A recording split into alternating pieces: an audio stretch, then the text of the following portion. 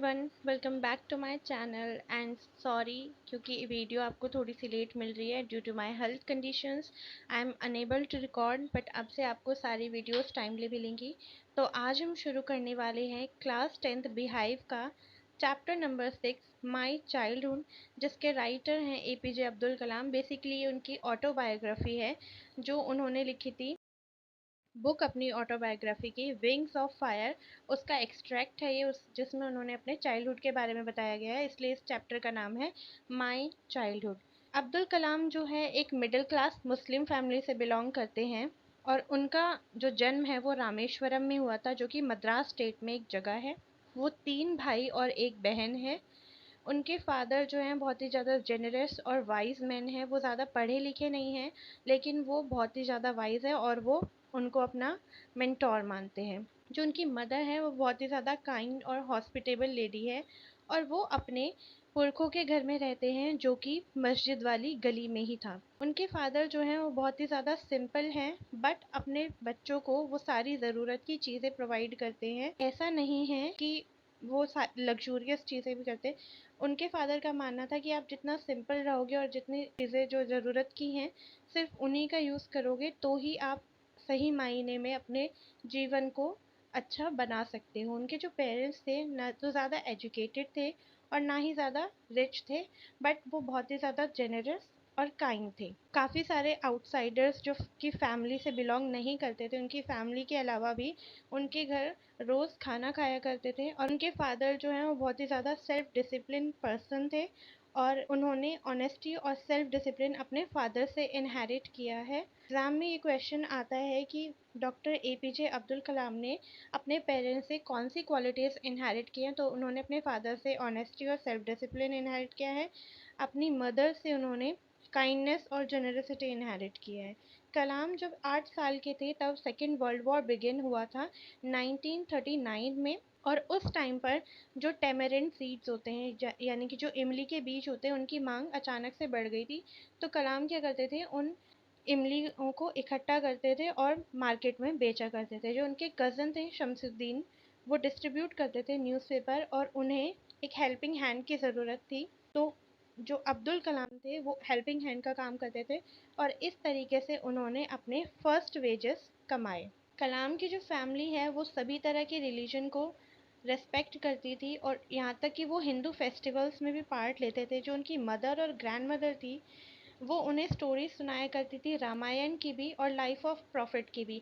Profit एक book होती है जिसमें मोहम्मद की स्टोरीज होती हैं। तो वो कहते हैं कि हाँ, ऐसा नहीं है कि हम सिर्फ मुस्लिम्स थे तो सिर्फ हमने कुरान पढ़ी है या मोहम्मद की स्टोरीज पढ़ी है। उनकी मदर और ग्रैंड मदर ने उन्हें रामायण की स्टोरीज भी पढ़ाई हैं, बेड टाइम स्टोरीज, और साथ ही साथ उन्होंने मोहम्मद की स्टोरीज भी पढ़ाई हैं जिसे प्रॉफिट बोलते हैं।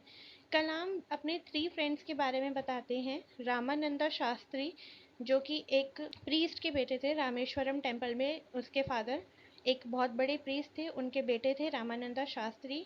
अराविंदन और शिवा प्रकाशन, इन तीनों के नाम से पता चल रहा है कि ये तीनों ही कहीं ना कहीं हिंदुइज्म से कनेक्टेड थे, हिंदुइज्म को फॉलो करते थे। और कलाम इनके फ्रेंड थे जबकि वो एक मुस्लिम थे। तो कोई भी उनको ऐसा लगता था कि भले ही रिलीजियस बैकग्राउंड और अपब्रिंगिंग है वो उनकी थोड़ी सी डिफरेंट है, बट आपस में वो एक दूसरे को बिल्कुल भी डिफरेंट नहीं मानते थे। और सबने जब वो बड़े हुए तो उन्हें अलग अलग प्रोफेशन अडॉप्ट किया। रामानंदा शास्त्री ने रामेश्वरम टेम्पल में प्रीस्ट का काम किया जो कि फादर उनके करते थे पहले। अरविंदन ने अपना ट्रांसपोर्ट का बिजनेस किया और शिवा प्रकाशन ने आगे चलकर केटरिंग का बिजनेस फॉलो किया। एक दिन जब अब्दुल 5th स्टैंडर्ड में थे, रामेश्वरम एलिमेंट्री स्कूल में एक नई टीचर आए क्लास में। और मुस्लिम्स की एक कैप होती है जो सिंबल के रूप में पता चलता है कि हाँ ये इंसान मुस्लिम है। कलाम उस कैप को पहना करते थे और उनके जो फ्रेंड थे रामानंदा शास्त्री वो जनेऊ धारण किया करते थे और दोनों साथ में ही बैठते थे। बट ये जो चीज़ थी वो उन टीचर को पसंद नहीं आई, तो उन्होंने उनको ये टॉलरेट नहीं हो पा रहा था कि एक हिंदू प्रीस्ट के बेटे के साथ एक मुस्लिम बॉय कैसे बैठ सकता है। तो उन्होंने कलाम से बोला आप उठिए और पीछे जाकर बैठिए, अब से आप इनके साथ नहीं बैठेंगे। दोनों फ्रेंड्स जो थे बहुत ही ज़्यादा सैड फील हुए, यहाँ तक कि रामानंदा शास्त्री रोने भी लगे कि कलाम को पीछे क्यों भेजा जा रहा है।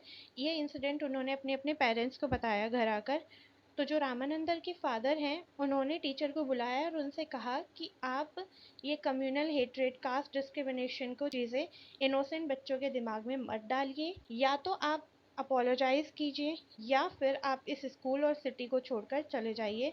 बाद में उन टीचर ने खुद को रिफॉर्म किया, चेंज किया और अपोलोजाइज किया कि वो आगे से इस चीज़ को बढ़ावा नहीं देंगे, और वो चेंज कहीं ना कहीं आने वाले टाइम में उनके बिहेवियर में भी दिखा।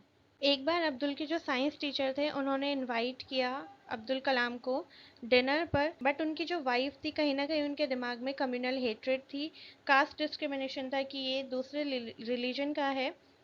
तो उनकी वाइफ ने रिफ्यूज़ कर दिया कि वो कलाम को खाना सर्व नहीं करेंगी।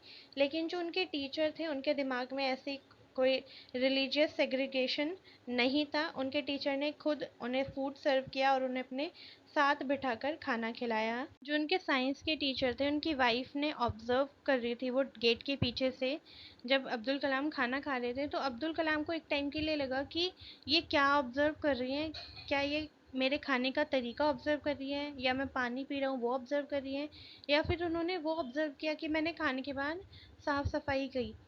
तो जब डिनर ख़त्म हो जाता है, जब अब्दुल कलाम अपने घर जा रहे होते हैं, तो पीछे से उनके टीचर उनको वापस से आवाज़ देते और बोलते हैं कि नेक्स्ट वीकेंड तुम फिर से मेरे घर डिनर करने आना। पहले उन्हें थोड़ा अजीब लगता है कि मतलब उनकी वाइफ ने खाना सर्व नहीं करा और अभी वो फिर से उनको बोल रहे हैं कि नेक्स्ट वीकेंड पे फिर उनके घर डिनर करने आना। वो नेक्स्ट वीकेंड पर फिर जाते हैं और इस बार उनकी वाइफ उन्हें अपने हाथों से खाना सर्व करती है, उनका वेलकम करती है किचन में, सब कुछ बहुत अच्छे तरीके से करते हैं। और इसी के कुछ टाइम बाद जो सेकेंड वर्ल्ड वॉर है वो ख़त्म हो जाती है। कलाम अपने फादर से परमिशन के लिए जाते हैं कि उन्हें फर्दर स्टडी करने के लिए रामानाथपुरम में जाना है।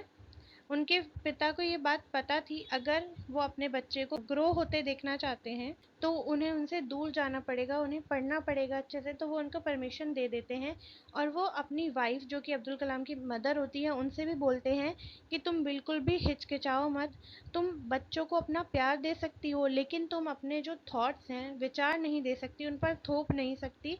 इसीलिए क्योंकि आगे जाकर उन्हें अपनी लाइफ अपने तरीके से जीनी है, क्योंकि एक टाइम तक ही हम उसके साथ होंगे, आगे जो कुछ भी होगा वो उसके विचारों के थ्रू पूरी लाइफ टाइम वो उनके साथ जिएगा। इसलिए तुम उन्हें अपना प्यार दो और उसको परमिशन दो, दुखी मन से नहीं बल्कि खुश होकर।